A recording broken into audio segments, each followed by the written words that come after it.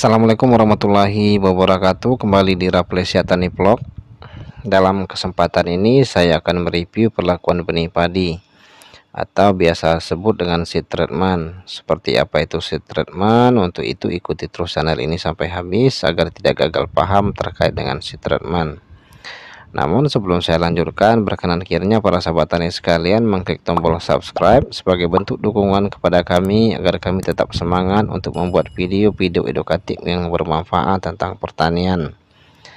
Dan harapan kami ke depan, channel ini terus berkembang untuk menjadi sumber ilmu pengetahuan bagi para petani. Para sahabat tani sekalian, benih yang disimpan oleh para petani mungkin terinfeksi mikroba yang dapat menyebabkan penyakit pada bibit dan tanaman. Hal ini dapat mempengaruhi perkecambuhan benih dan dapat ditularkan dari benih ke bibit untuk tanaman. Perlakuan benih dapat mengendalikan penyakit yang terdapat pada benih, cendawan pada tanah, dan penyakit yang disebarkan atau ditebarkan melalui udara. Dengan perlakuan benih dapat meningkatkan daya perkecambahan, ketahanan terhadap penyakit, dan produktivitas benih. Para sahabat tani sekalian, adapun tujuan daripada perlakuan benih atau seed treatment adalah untuk memberikan pertahanan atau proteksi terhadap hama dan penyakit pada saat persemaian dan pada saat pindah tanam nantinya, dan untuk memberikan nilai tambah pada benih. Secara medis biasanya seed treatment ini ibarat vaksin itu sebagai penangkal penyakit di masa-masa yang akan datang. Para sahabat tani sekalian, ada beberapa langkah ataupun tahapan-tahapan dalam perlakuan benih padi atau seed treatment sebelum dilakukan persemaian. Perlakuan yang paling utama yaitu pemilihan benih padi unggul yang bersertifikat resmi dari pemerintah maupun swasta yang berwenang, sehingga dapat dipertanggungjawabkan daya kecambah dan kemurniannya. Pastikan benih yang tidak keluar kadaluarsa dan mempunyai daya tumbuh yang tinggi, bersih dan bebas dari hama-hama, dikarenakan dengan penggunaan benih yang berlabel bisa meminimalkan kegagalan pada saat penanaman. Para sahabat tani sekalian, pada kesempatan ini saya menggunakan varietas Sartani yang telah disertifikasi oleh lembaga-lembaga yang berwenang di tempat kami. Perlakuan benih selanjutnya yaitu seleksi benih. Seleksi benih yang baik biasanya menggunakan larutan garam agar bisa mengetahui kualitas benih yang bernas atau tidak. Namun para sahabat tani sekalian, kali ini saya melakukan seleksi benih hanya menggunakan dengan air biasa untuk memisahkan benih yang baik dan yang tidak baik.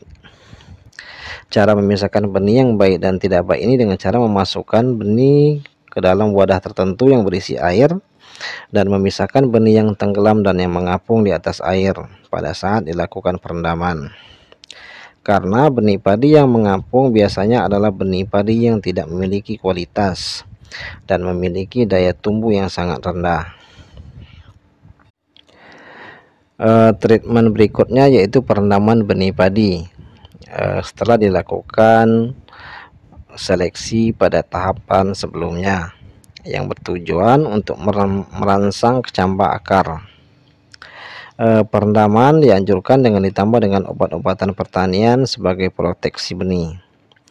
Para sahabat tani sekalian, untuk itu saya akan menggunakan fungisida Ziplo 90 gram, karena fungisida ini sebagai pembasmi jamur juga mengandung zat pengatur tumbuh, sehingga selain mencegah benih dari penyakit juga bisa merangsang kecambah lebih cepat.